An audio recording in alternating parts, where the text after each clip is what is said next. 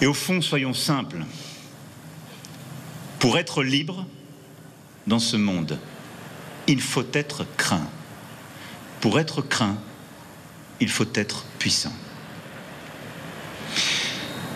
La nation, pour cela, doit être plus forte.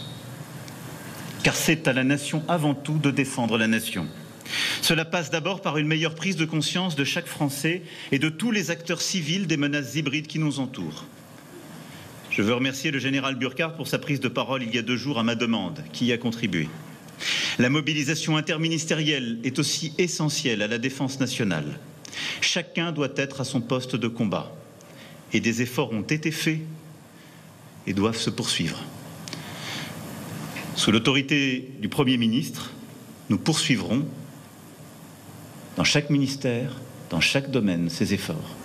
À l'international, et je pense au Quai d'Orsay et au travail d'influence, une organisation dédiée, des moyens renforcés, une posture plus offensive ont été décidés et seront maintenus dans la durée. Je pense aussi à ce qui a été fait à Lancy, à Viginum, qui protège les Français contre les attaques cyber et les ingérences. Je pense à nos services de renseignement, extérieurs et intérieurs.